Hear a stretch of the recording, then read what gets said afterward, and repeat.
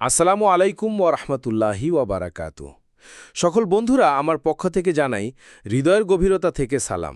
আজকের ভিডিওতে আমরা এমন একটি গুরুত্বপূর্ণ বিষয় নিয়ে কথা বলবো যা আপনারা হয়তো জানেন না, কিন্তু জোহরের নামাজের পরে এই সূরাটি পড়লে আপনার জীবনে অলৌকিক পরিবর্তন আসবে ইনশাআল্লাহ।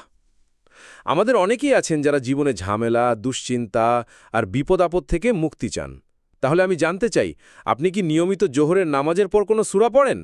নিচে কমেন্ট করে জানাবেন, আমি অপেক্ষা করব আপনার উত্তরগুলোর জন্য। আজকে আমি আপনাদের সঙ্গে শেয়ার করব সূরা আল মুমিনুনের শেষ ৫টি আয়াতের গুরুত্ব এবং পড়ার বিশেষ ফজিলত। তাছাড়া এর সঙ্গে এমন এক দোয়া শিখাবো যেটা পড়লে আল্লাহ তাআলা আপনার দোয়া কবুল করবেন। চলুন শুরু করি। সূরা আল মুমিনুন মক্কায় অবতীর্ণ একটি সূরা। এতে মানব জীবনের শ্রেষ্ঠ গুণাবলী এবং আল্লাহর করুণা বর্ণিত হয়েছে। সূরার শেষ ৫ আয়াত বিশেষভাবে মানুষের আত্মসচেতনতা এবং পরকালের খবর দেয়। রাসূল সাল্লাল্লাহু আলাইহি সাল্লাম থেকে বর্ণিত হাদিসে এসেছে, যে ব্যক্তি সূরা আল মুমিনুনের শেষ ৫ আয়াত পড়বে, আল্লাহ তাকে জাহান্নাম থেকে মুক্তি দিবেন। সহিহ মুসলিম।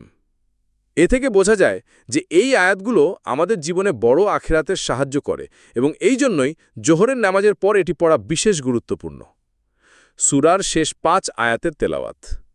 আয়াত ৯৮, কুল হুয়াল কাদিরু আলা আন ইয়াবআসা আলাইকুম আযাবাম মিন ফাওকিকুম আও মিন তাহতি আরজুলিকুম আও ইয়ালবিসাকুম দীকান ফি সুদুরিকুম ওয়াল আনআমু বা'দুহা ফি বা'দিন ফারতাকিব ইলাল ইয়াউমিল্লাযী ইয়াতাওয়াল্লাল্লাহু ফাল আনআমু মুগতালাথুন ওয়ালা হিয়া তাস্তানকিহু।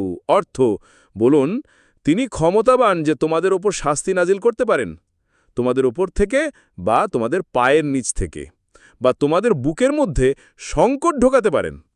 গবাদি পশুরা একে অপরের মধ্যে আছে, তাই আল্লাহর সেই দিনটির অপেক্ষা করো যেদিন তিনি দায়িত্ব গ্রহণ করবেন। গবাদি পশুরাও তখন মারা যাবে এবং তারা বংশবিস্তারও আর করতে পারবে না। আয়াত ১০০, হাত্তা ইযা জাআ আজালুহা লা ইয়াস্তাতিউনা নাসরাহা ওয়ালা হুম ইউনকিযুনা। অর্থ, যখন তাদের মৃত্যু সময় আসে তখন তারা তাদের কোনো সাহায্য করতে পারবে না এবং তারা বাঁচানোও যাবে না। আয়াত ১০০, ওয়াল ইনসানু আলা নাফসিহি বাসীরা। আর মানুষ নিজের প্রতি সতর্ক। আয়াত ১০১, ওয়ালাউ আলকা মাআযিরাহু।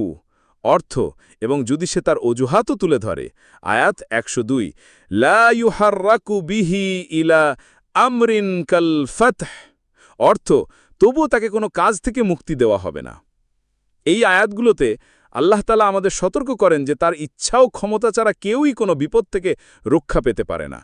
মৃত্যুর আগ পর্যন্ত আমরা যতই অজুহাত দেব তা কোনো কাজে আসবে না। তাই আমাদের উচিত প্রতিদিন নিয়মিত কোরআন পড়া এবং আল্লাহর কাছে দোয়া করা, বিশেষত নামাজের পর।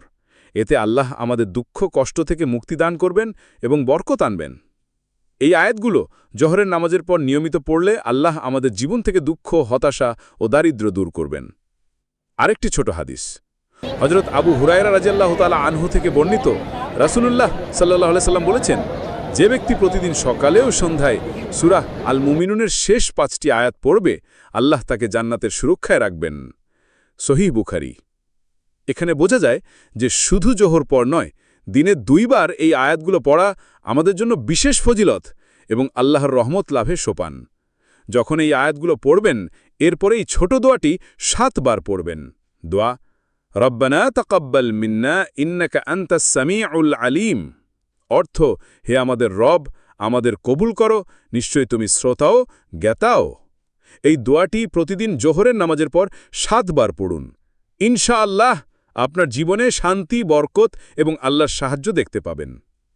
প্রিয় ভাই ও বোনেরা, যদি এই ভিডিওটি আপনার জন্য উপকারী হয় তাহলে লাইক দিন, শেয়ার করুন এবং দ্বীন ইসলাম সাবস্ক্রাইব করে রাখুন যেন আল্লাহর পথে আরও এমন সুন্দর ভিডিও পেতে পারেন। আপনারা কমেন্টে জানাবেন আপনি জোহরের নামাজের পর কোন সূরা পড়েন এবং আপনার জীবনে কি পরিবর্তন হয়েছে।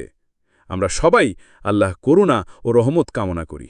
আসসালামু আলাইকুম ওয়া রাহমাতুল্লাহি ওয়া বারাকাতুহু।